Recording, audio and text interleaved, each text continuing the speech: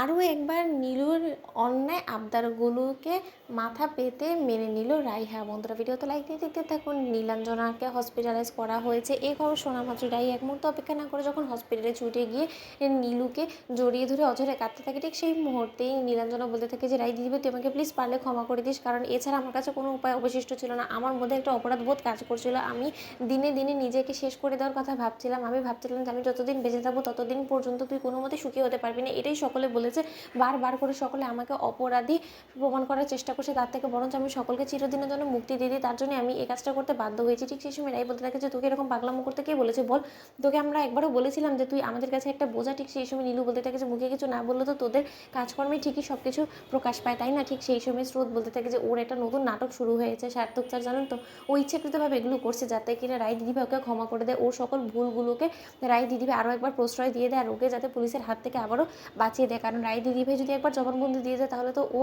ফেসে যাবে, তাই না? সেইটা থেকেই রক্ষা পাওয়ার জন্য ও নিজের এতটুকু ক্ষতি করার চেষ্টা করছে, কারণ ও খুব ভালো করে জানে যে কতটুকু কাটলে ও মরতে পারে, কতটুকু কাটলে ও বেঁচে থাকতে পারে।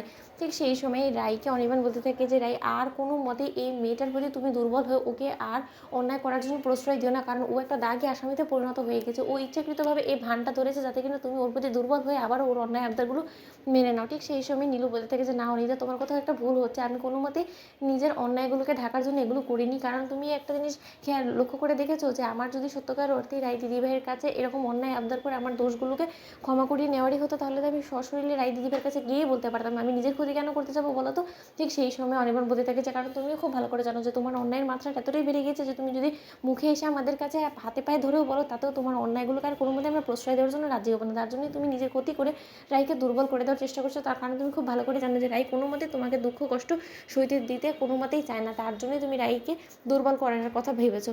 ঠিক সেই সময় রাই বলতে থাকে যে না রে নীলু, তুই যত চেষ্টা কর না কেন এবার কোনো মতে তুই আমাকে ভুলাতে পারবি না। হ্যাঁ, তুই চাইলে আমাকে একটা কথা দিতে পারিস যে তুই যদি নিজের ভুলগুলোকে শুধরে নেওয়ার জন্য আমার কাছ থেকে কিছুটা সময় চেয়ে নিস, তাহলে আমি তোকে সেই সময়টা দিতে রাজি আছি। তারপরে আমি তোকে পরখ করে যা আমি ডিসিশন নিব সেটাই তোকে মাথা নত করে মেনে নিতে হবে। ঠিক সেই সময় রাইয়ের মা বলতে থাকে যে মারে তুই আরও একবার এই মেয়েটাকে আরেকটা সুযোগ দিবি, সত্যি বলছিস তো তুই? ঠিক সেই সময় রাইয়ের বৌমনি বলতে থাকে যে মা আপনি এরকম পাগলামো কথা কী করে রাইয়ের কাছে বলছেন, আমাদের সেটাই মাথায় ঢুকছে না। যেখানে কিনা রাইয়ের জীবনটা প্রায় শেষ করে দিতে চলেছিল নীলু, সেখানে কিনা আপনি নীলুর হয়ে আবারও সাফাই গাচ্ছেন রাইয়ের কাছে।